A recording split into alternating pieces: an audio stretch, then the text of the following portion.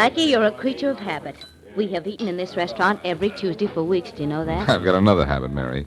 I pay the check when we're through eating, like now. Let's go, huh? I'm ready.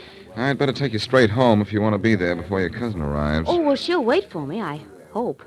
Say there's a cab outside. Run out and see if it's vacant, will you? Right. I'll pay the check and be right with you. I think we have that cab, Blackie. The flag on the meter's up. Good. Your check, sir? Oh, here you are. Thank you. Now, here's your money. Oh, no, the meal is on the house, Mr. Peterkin. Thanks, but I'm not Mr. Peterkin. Ah, but I know better. We're proud to have your patronage, Mr. Peterkin. I'm not Mr. Peterkin. I'm Boston Blackie, and I'm giving you your money. And I'm returning it to you, Mr. Peterkin. Please, with the compliments of the house. Look, I tell you, I am... You forced me to tear up the check. There. Now you can't pay a check that does not exist. All right. But believe me, there's been some mistake. No, no mistake, I assure you. For you, there shall never be a check, Mr. Peterkin.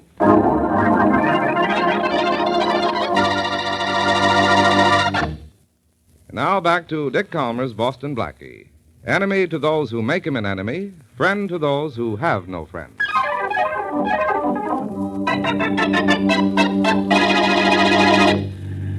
Oh, Blackie, you won't forget to get that watch for my cousin, will you? Don't worry, Mary. The jewelry store is open till 9 tonight. You'll have it this evening. The one we saw in the window? Mm-hmm. I think she'll like it, don't you? Well, if you see one you think she'll like better, get it. You know more about watches than I do. 1011 Dale Avenue, miss. Here we are. Hold the flag, driver. I'm going on. Right. Don't bother to see me to the door. Blackie, I'll be all right. You always are. I'll call you later. Now, you won't forget to get that watch, will you? Right, Mary, I promise. I'll have a messenger deliver it. Thanks, darling. Night. Night. 51 Sunset Parkway, driver, and step on it. You don't have to tell me where you live, Mr. Peterkin. What did you call me? Mr. Peterkin, Mr. Peterkin. Now, wait a And minute. if you think this hall is going to cost you anything, you're wrong. Now, look here. It's a pleasure to have you in my cab. So there's no charge. Not for the famous Mr. Peterkin.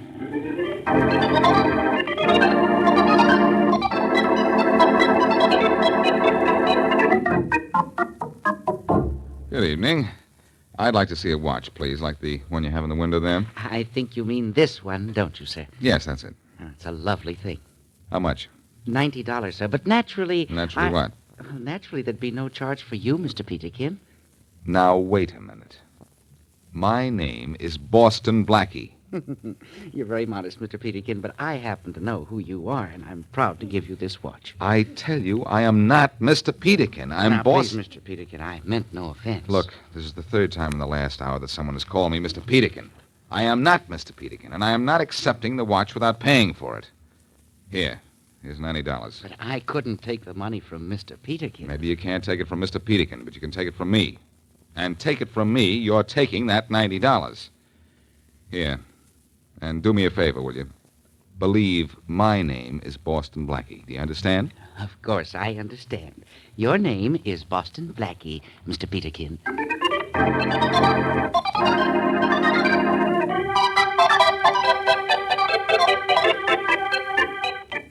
Oh, Mary, the watch is beautiful. You shouldn't have done it. You really like it, Trudy? Like it? It's the most beautiful watch I've ever seen. But you've certainly spent a lot of money on just an ordinary cousin. I haven't spent it yet. Blackie got it, and I haven't paid him for it. And besides, you're not just an ordinary cousin. Oh, it's lovely, Mary. Oh, I told Blackie not to have it engraved for you. Until after you'd seen it, that is.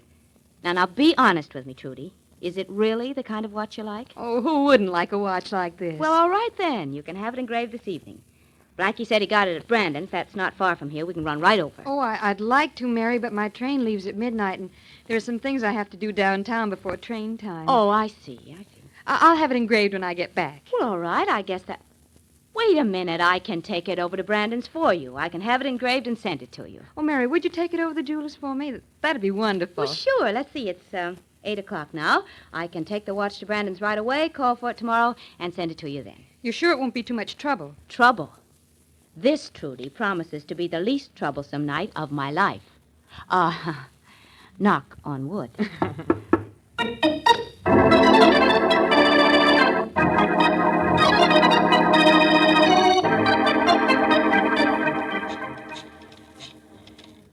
Oh, Blackie, please be home, please.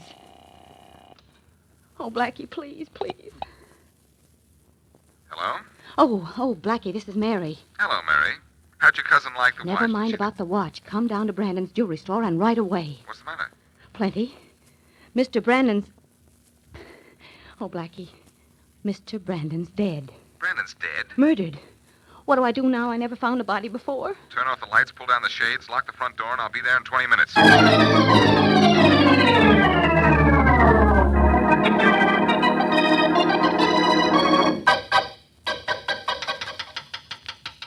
Open up, Mary. It's Blackie. Coming.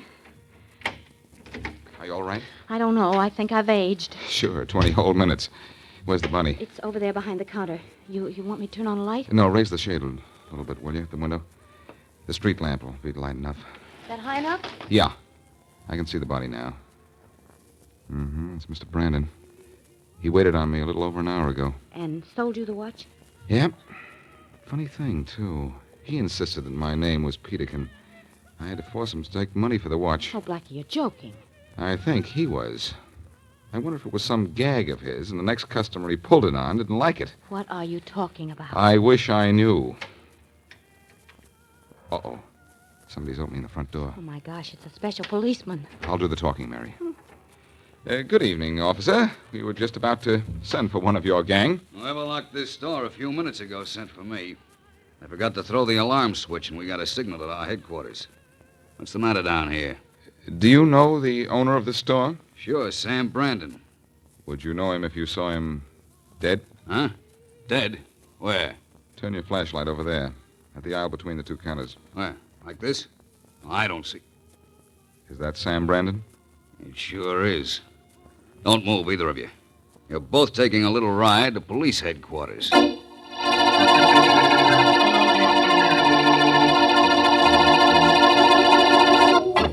Blackie, you're here at police headquarters so much, you'll be made a sergeant soon.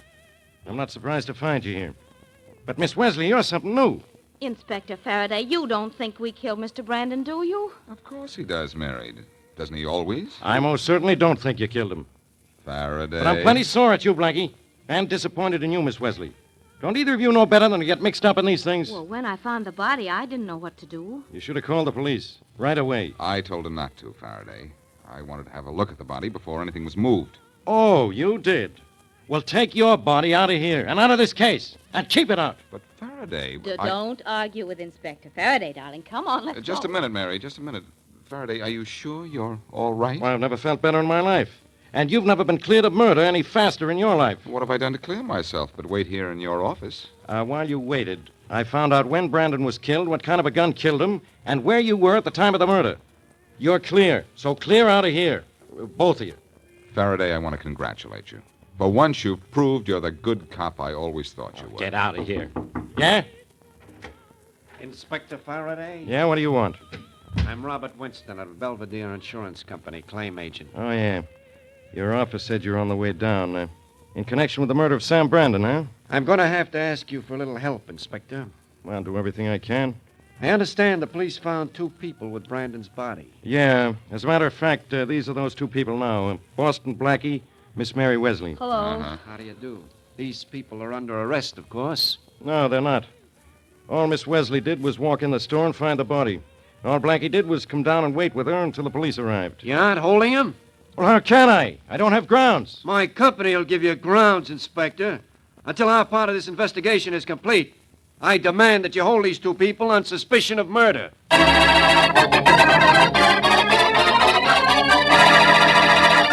And now, back to Boston Blackie.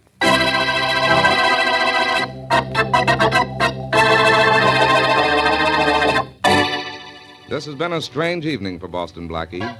3 times by 3 different people, he's been called Mr. Peterkin. But this is nothing compared to what happened shortly after. When Mary walks into Brandon's jewelry store with a watch Blackie had bought there an hour earlier, she finds the owner dead. When Blackie joins her in the store to start an investigation, they're both found there by the police. And though Inspector Farraday sees no reason to hold Mary or Blackie for Brandon's murder, an insurance agent demands their immediate arrest. As we return to our story, Robert Winston, the insurance agent, calls on a certain diamond dealer. Are you Mr. Bill Jackson? Yes, I am Bill Jackson. You wish to see me? Yes. Where'd you get the Yankee name? You're slightly foreign, aren't you? Slightly, but my name, it was so hard to pronounce, so difficult for you Americans to spell, I decided to take one of your names. So I am Bill Jackson. Well, I'm Robert Winston, Mr. Jackson, claim agent for the Belvedere Insurance Company. I am insured, thank you. Oh, you don't understand. I'm not selling insurance. I'm investigating an insurance claim. Oh, you must be in the wrong establishment, sir. I have made no claim. No, of course not. But maybe you read in the papers about the death of Sam Brandon. Ah, yes. It was such a shame, a terrible thing. The papers say it was murder. Is that so? Yes, I'm afraid it was. Did you deliver any of the pieces of jewelry here on my list to Brandon? Let me see. Yes. How many of those pieces did you deliver, Mr. Jackson? Why, all of them. I was afraid of that. Afraid? How do you mean, sir? Brandon insured them against theft with us, and they're all missing $100,000 worth. Good heavens, Mr. Winston. I gave those jewels to Mr. Brandon on consignment. Am I to lose all that money? No, of course not. My company will pay every cent Brandon owes. But if I'm not paid, I will be ruined. Don't worry, Mr. Jackson. You'll get paid. But first, I'm going to see Inspector Farraday and get him to charge Boston Blackie and Mary Wesley with murder and robbery.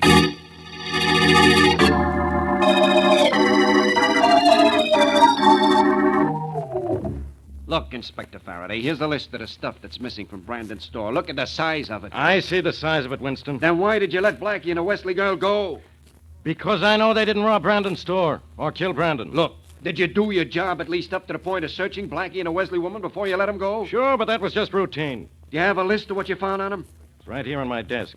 But all they had on them were their own personal possessions. Let me see the list. Help yourself.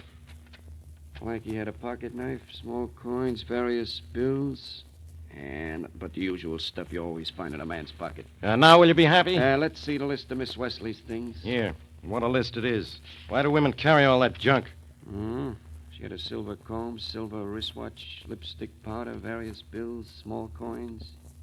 Gold Ajax wristwatch. Well, so what? So look on this list of items taken from Brandon's store. One gold Ajax wristwatch. Did you see that gold wristwatch yourself? Yeah, I did. Describe it. Well, it was an Ajax square case, a convex crystal. The face of the dial was yellow, and the band was a black cord with a gold clip. Look at the description on this list of the Ajax watch missing from Brandon's store. Square case, convex crystal, dial yellow, numerals Roman, black cord with gold clip. What does that sound like to you, Inspector? The watch I found in Miss Wesley's purse. And that watch was stolen from Brandon's store. That's all I need, Inspector. I want you to arrest Mary Wesley. All right, Winston. Maybe I've got to. Don't bother leaving your office. Just give me one of your men, Inspector, and I'll bring Miss Wesley here myself.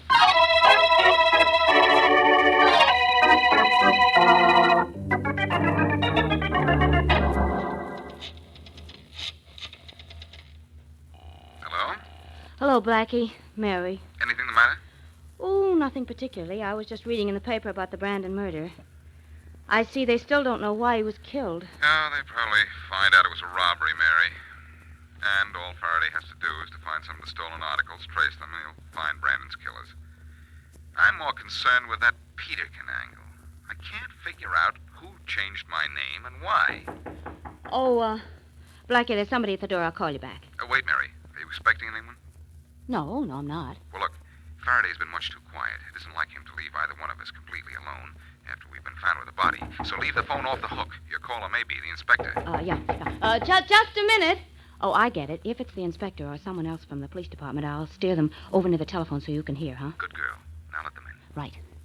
Come in. Miss Wesley? Oh, Mr. Winston. How's the insurance business? Fine, Miss Wesley. Fine. Do you always bring a policeman when you make your calls? No, only in cases like this, Miss Wesley. That gold wristwatch you had in your bag. Oh, that. It was bought at Brandon's by Boston Blackie. I had it in my purse. Never mind how you got it, Miss Wesley. Do you lying to somebody else? This watch is stolen property. Get your hat and coat. You're under arrest. Now, just a minute, Mr. Winston. Blackie, are you still there? Yes, Mary, I'm here, and I heard everything. What do I do now? Go to headquarters with Winston. You won't be there long. Somehow I feel Mr. Peterkin is mixed up in this, and I'm going to find out how before I get mixed up entirely.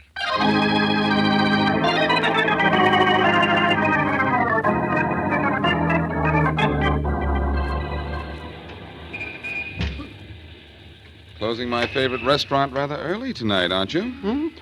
Oh, you. Yes, Mr. Peterkin, remember? What's the idea of the gun?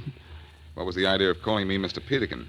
Well, that's your name, isn't it? You know very well it isn't. Well, maybe I had you confused with somebody else. I have to go home now. I'll take you home in this cab here. Convenient, isn't it? I've had it waiting here just as it was waiting here last night when you called me Mr. Peterkin. I don't know what you're talking about. Okay, cabby. We're ready. Sure thing. You first, my friend. Of course. Where to, buddy? Don't you mean where to, Mr. Peterkin? Huh? Oh, it's you, huh? Well, where to? Drive to the edge of town and then keep on going. That'll be some fare. I get extra for going outside the city limits. Don't you remember? I'm Mr. Peterkin. I don't pay for anything. Oh, no? Look, both of you. We're going to play a little game. What kind of a game? A game called Peterkin. Your name is not Peterkin? Yeah. Ain't it, Peterkin? No, it isn't. And I'll tell you a funny little story. Only one other person in this world called me Mr. Peterkin. And do you know where he is now? No. In a morgue. Dead? He doesn't work there. All right, we made a mistake. We thought you were Mr. Peterkin. Who told you to think that? Nobody. Say nobody to me once more, my friend, and you'll be a body. Or have you forgotten this gun in my hand? Look, if we tell you, then what? Shut up, you. Shut up, you. Go ahead, driver. I don't know anything except it was a joke. Well, make me laugh, and maybe I'll let you live. But as for you, The driver's telling the truth. It was just a joke. who told you to call me Peterkin? Brandon, the jeweler, but we didn't know who Brandon was until we saw his picture in the paper today. Yeah, he gave us dough to call you Peterkin. He said it was a gag. Certainly was, on him. Take me to police headquarters, cabby. You want to turn us in, are you? No, I'm not turning you in, but I think I'm on the verge of turning a killer up.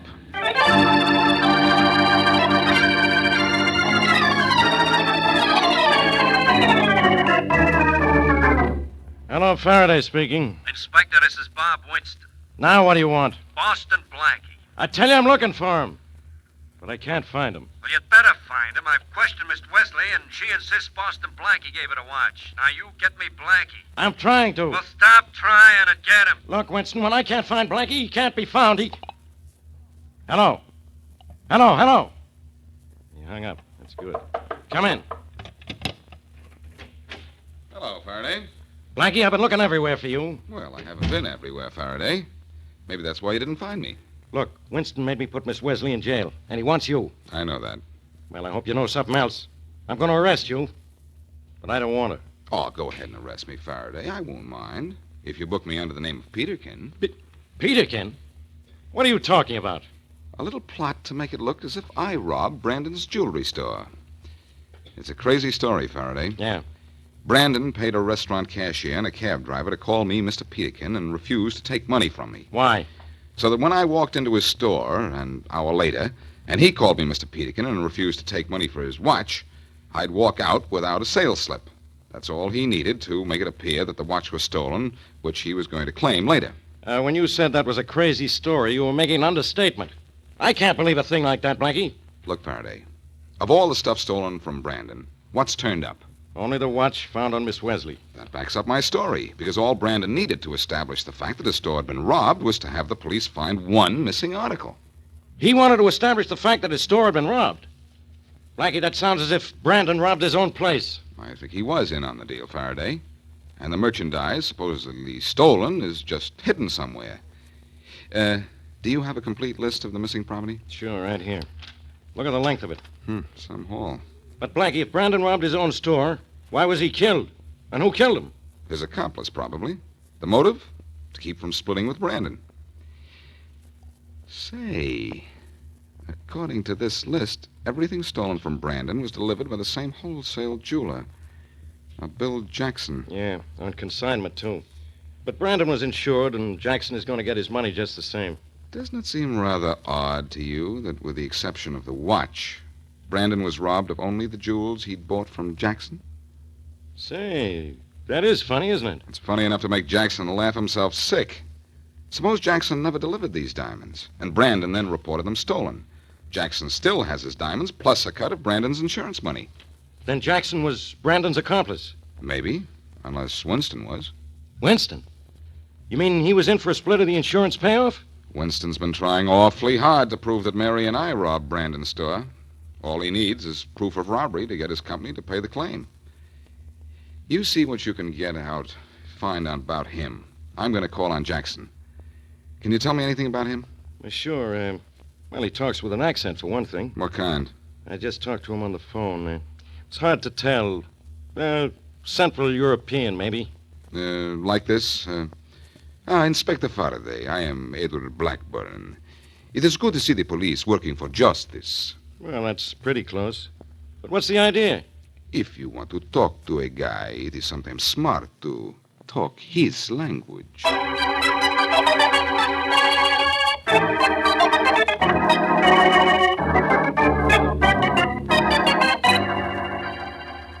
Mr. Blackburn, it is good to talk to someone from the old country. You would do business with someone from the old country, Mr. Jackson, of course? Of course.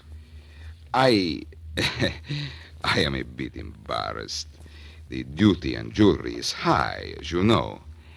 I intend to... Forget to declare it? Yes, forget. I think we can do business, Mr. Blackburn. How much do you want to spend?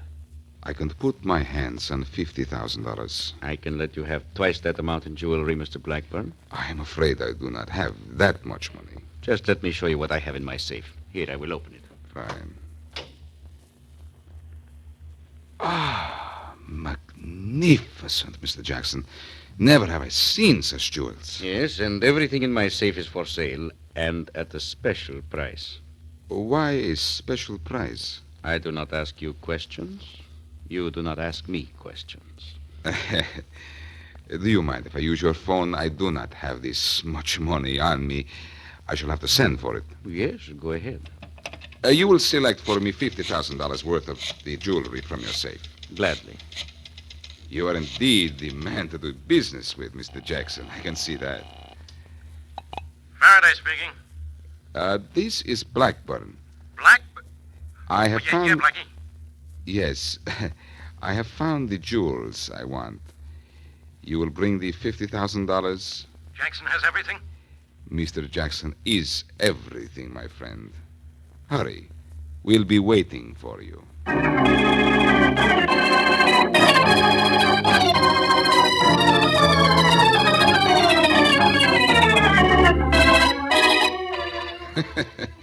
You should have seen Jackson's face when Faraday walked in, Mary. It was wonderful. How long did it take Jackson to confess to Brandon's murder? About 5 minutes. Why did he kill him? To keep from splitting the insurance money with him. And he killed Brandon just after you left with the watch you bought for me. Well, Blackie, was that planned? When I left Brandon's store without a sales slip for that watch, Jackson was in the back, and Brandon told him the plan had worked. And then all Brandon had to do was to call the police and tell them his store had been robbed. That was the moment Jackson was waiting for. I'm surprised you got away posing as Mr. Blackburn when you talked to Jackson. Oh, I am a wonderful actor. You certainly are, darling. But how did Brandon work that Peterkin act so beautifully? Well, in the first place, he saw us looking at watches in his store window several times. He was standing in the doorway at the time, remember? Oh, I see now how he was sure his plan would work. He then went to our restaurant and arranged for the cashier and the taxi driver to call you Mr. Peterkin and all that. And then after I came in and bought the watch, Brandon intended to call the police and describe me as the person who robbed the store. Have the police pick me up and find me with the watch. Yeah, but things didn't quite work out that way, did they? No. Jackson got greedy and didn't want to cut Brandon in on the tape. So he killed him, and that's that. It certainly is. You know, for a while I thought Mr. Winston had something to do with all this. Well, he didn't. I've got to leave now, Mary. Will you call me? Will I call you what? Anything. Anything at all except Mr. Peterkin.